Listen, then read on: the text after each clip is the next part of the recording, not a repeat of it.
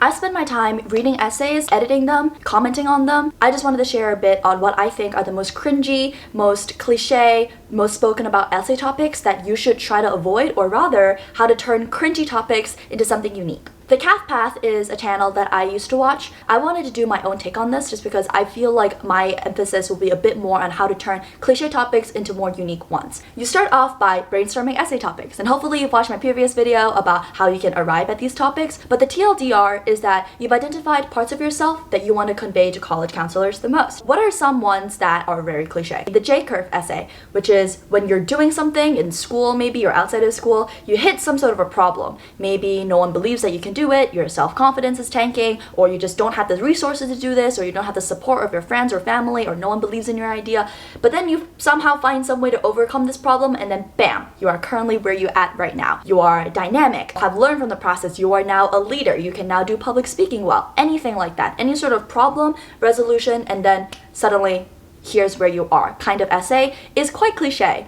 Not only is this essay structure quite common, in fact, I can almost promise you that at least half of the essays that you're going to read out there are going to follow this essay somewhat. So now I have an important question to ask all of you guys. If this essay type is so cliche, why do people keep writing it? And the answer is simple. You can manipulate the structure of an essay depending on how you would like to write it in order to make it more unique. So let's start off with essay structure.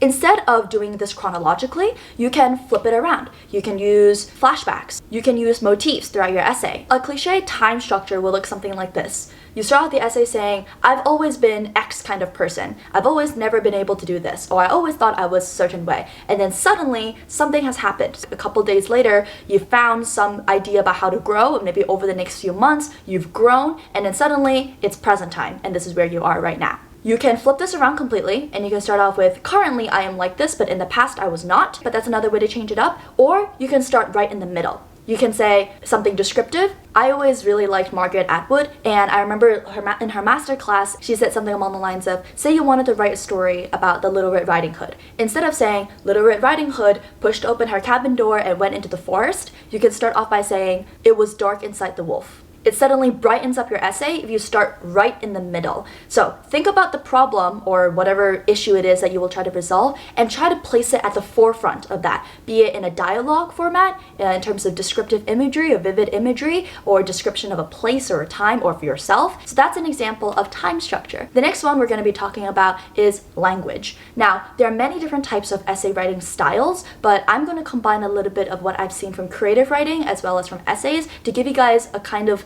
loose classification. So one, you have the very normal speaking style. So you're writing very informally, somewhat in shorter, curter sentences, and it almost as if the person on the page is speaking to you.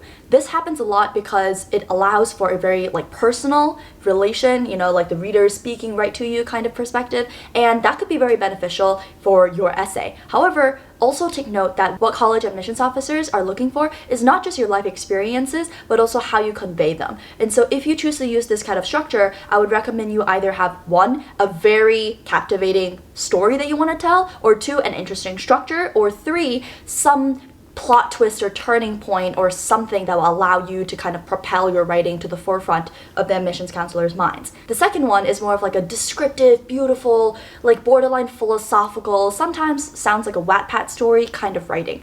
This is very common in more elite colleges when you're applying to them. You see a lot of this kind of essay, and there are many reasons for this. There's a very fine line you have to walk in order to write this kind of essay. My essay, if you've watched some of the other videos on my channel, are very much like this. I mix this type of writing with the previous type of writing. Some sentences, some paragraphs, you can write it in a very descriptive, beautiful, eloquent style. For example, having 3 or 4 phrases in a compound sentence, being extremely descriptive about one specific thing, right? Instead of, it's raining, you can say, the raindrops cascaded down the windows, pausing for a moment, allowing the sunlight to ricochet through the raindrop into my little cramped room before continuing down their journey and sliding off the window pane, right? That instead of, it was raining. But the problem with that is, unless rain is a really intrinsic part of your essay, there really is no point of you putting that much effort into describing it. So sometimes you can do that, but be intentional about what it is that you're describing and what it is that you're not describing or glossing over. I would always recommend you to describe in detail something that you want to be tied to your overall essay. If you describe rain as something that's very important, maybe it's tied to where you're from, maybe it's tied to the specific type of environment that you think or you're writing in or you want to express that part of yourself in, but it has to be related to what you're talking about. But the main point of the essay, say you're describing your school desk and you're using this to talk about how resilient you were in school for like school bullying or something. That's also a very common essay topic, which is like being ostracized by society, right? Something like that. So say that's what you're trying to describe. Your main point, which is how you overcome this sort of social ostracization, should be in very simplistic terms. It should not be a complicated, over-descriptive sentence. And the reason is because you want to punch the reader with your intent. And there are very fine lines on how to do this. This can only really be like obtained through either just reading a lot, and so getting a sense of what's too much and what's not enough. But if you say something like, I suddenly realized that I was alone, that might be a little bit cliche. It sounds like a sentence that you've heard a million times. But yet, if you say something like, I stood away from the crowd, entirely isolated, looking down at my feet, alone.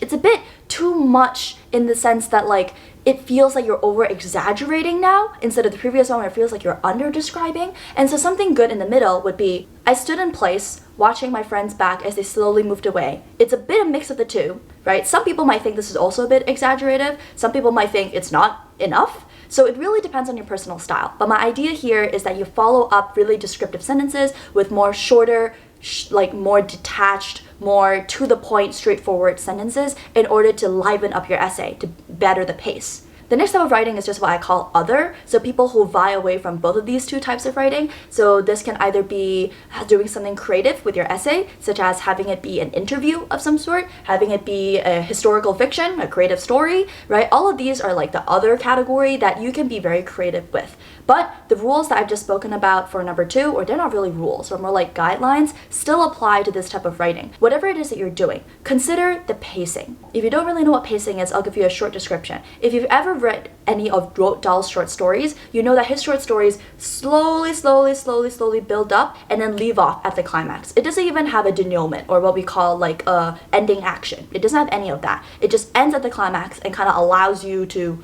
wait, what just happened? However, if you read any other short story, usually what happens is there's some sort of build-up, there's a climax, and then there's a denouement, and then that's where the story ends. But for your college essay, you might want to start off right at the climax and then go downhill and then go up again. Or you can start off with exposition, go shoot all the way up to the climax, and then spend the rest of your essay downwards. Whatever it is that feels more natural to you is what you need to be writing. The last thing I wanted to talk about are essays that I personally really like and recommend, but always with a grain of salt, because I don't see a lot of these essay structure types around. However, what that also means is that it might be a bit more risky. I personally really like these, and that are essays where nothing happens. There's no event. Nothing is going on. It's just a thing that is happening. So your story arc or your pacing would just be flat. So it sounds really insane, it sounds a little bit abstract, but if you think about it, some essays are quite like this. Essays where the event really isn't that important belong in this category. For example, when I was talking about the gargoyle essay, it would be this kind of structure, because at the very beginning, I hit you with, I'm a gargoyle. And then the rest of the essay, nothing interesting really happens, because the most interesting thing was already at the beginning, but rather the entire thing is very maintained in terms of like, I always remind you that I'm a gargoyle at least once or twice in each paragraph, but not too much, you know, a little bit so that you understand and remember that I am speaking from a gargoyle's perspective, but not too much such that it gives you the sense of like, oh, the student just wants us to know how creative they are. You need to kind of demonstrate your writing ability, your passion for the school, as well as a bit of your like creativeness. So that's what like the flat structure could look like. Plants grow up in the very mediocre soil that I plant them in. Stuff like that, right? And that essay has stuck with me for 2.5 years. I read that essay in passing, and somehow I still remember it. Well, I hope this video was helpful for you guys in terms of just giving you a sense of the different types of writing, language, and as well as like a little essay example that I've given. If you like this video, go ahead and give it a thumbs up and share it. I will continue on my essay writing sharing journey, and in next week's video, I'm going to be editing an essay live and giving you my thoughts. So go ahead, stay tuned for that. Bye!